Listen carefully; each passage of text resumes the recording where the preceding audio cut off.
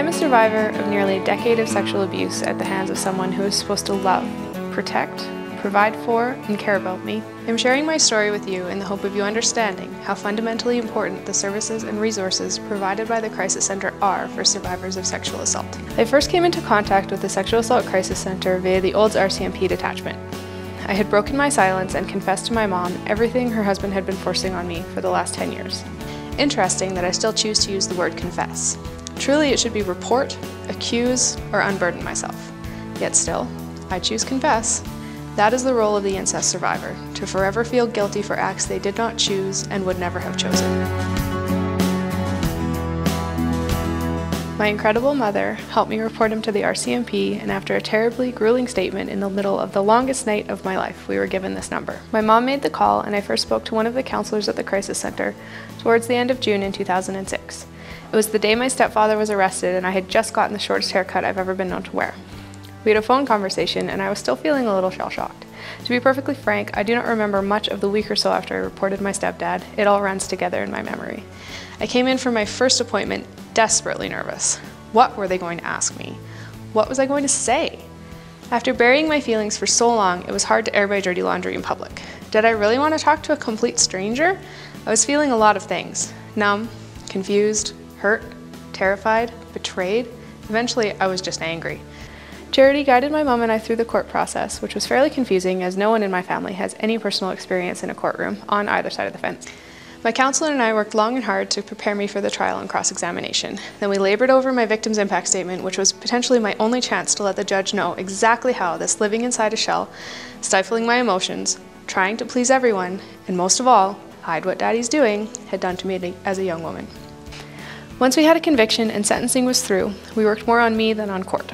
Though generally happy, madly in love, and planning a wedding, I found myself often sad, slightly depressed, and quick to anger. I was encouraged to allow these feelings and to throw myself an occasional pity party, but to make sure it didn't turn into a feeling sorry for myself bender. A few hours is okay, but a couple of days is excessive. Through a lot of conversation and quite a few worksheets, I learned a considerable bit about myself.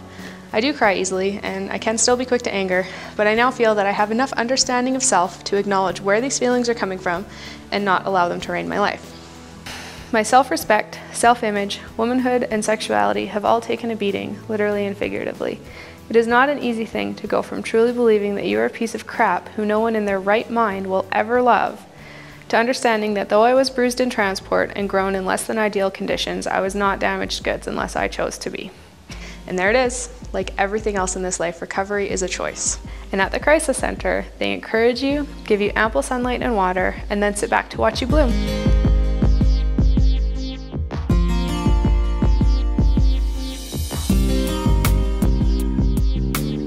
Aside from helping me immeasurably, Charity and the Crisis Center have also done wonders for my family.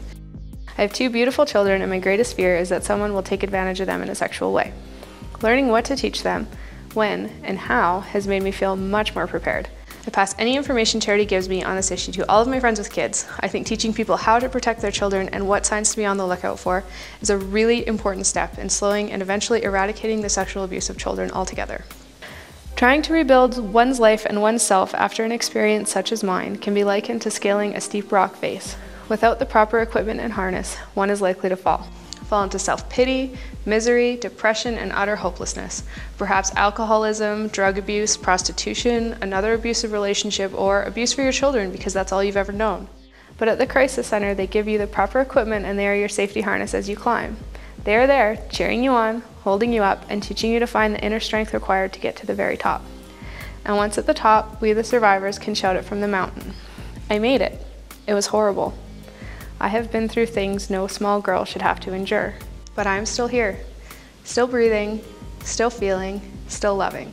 I didn't let him take that away, so he didn't win. He forced me because he was bigger, but never again. I survived, and I am moving on.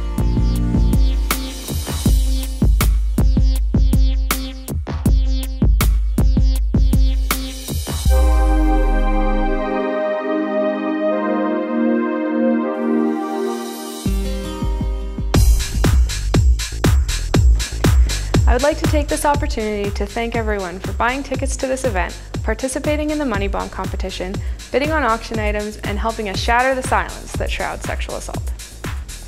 I would especially like to thank Sky from the bottom of my heart for pouring her soul into this event year after year.